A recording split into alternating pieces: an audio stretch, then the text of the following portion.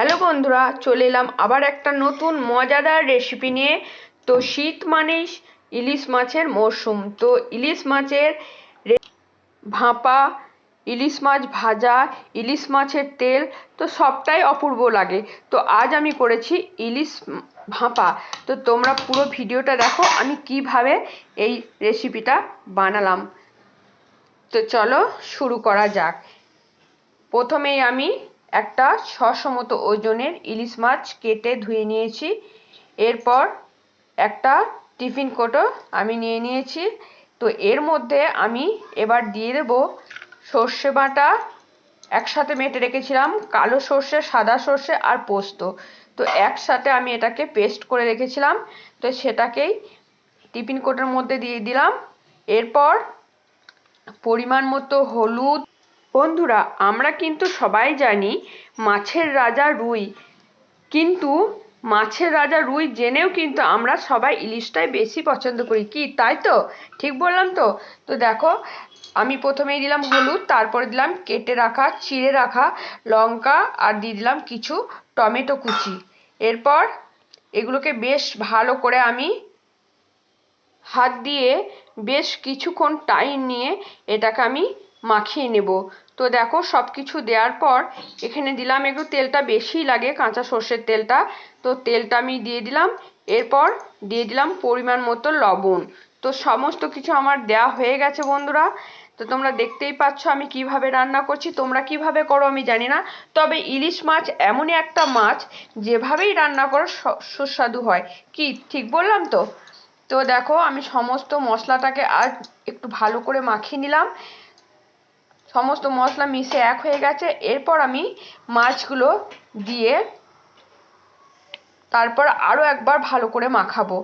বন্ধুরা, আমার মতো ইলিশ আমি তো খুব ভালোবাসি, আমার মতো তোমরা কে কে ভালোবাসো ইলিশ মাছ খেতে অবশ্যই কমেন্টে জানিও কিন্তু। দেখো, সব মাছ আমি দিয়ে দিলাম। আরও একবার আমি ভালো করে মশলাগুলো যাতে সমস্ত মাছের মধ্যে গায়ে লেগে যায়, তো আরও একবার ভালোভাবে মাখিয়ে নিচ্ছি। অনেকেই টমেটো দেয় না, কিন্তু আমার টমেটো একটা সব কিছুতেই দিলে যেন একটু টেস্টি মনে হয়, তাই আমি টমেটো কুচিটা আমি দিয়ে দিলাম। তো খাওয়ার সময় দেখলাম ভালোই লাগছিল, টমেটো দিয়ে খারাপ তো লাগেনি।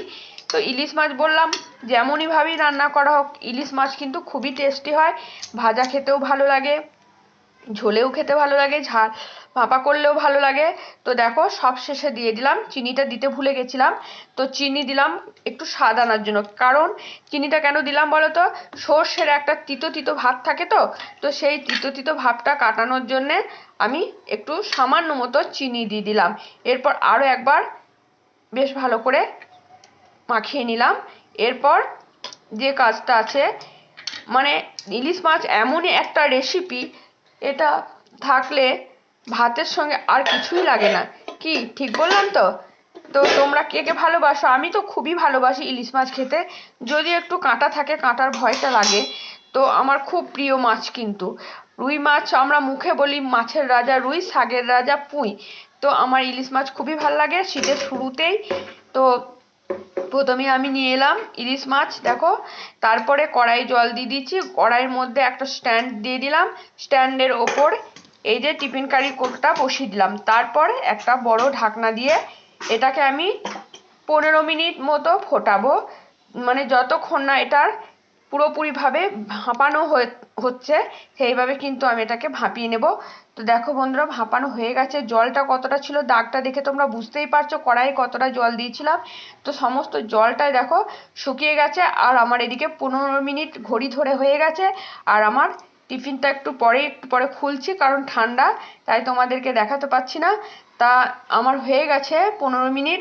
এরপর তোমাদেরকে ফাইনাল লুকটা দেখাবো কেমন হয়েছে। দেখো, নামিয়ে ফেলেছি, ঢাকনা খুলে নিয়েছি। ওয়াও, কি সুন্দর লাগছে না দেখতে?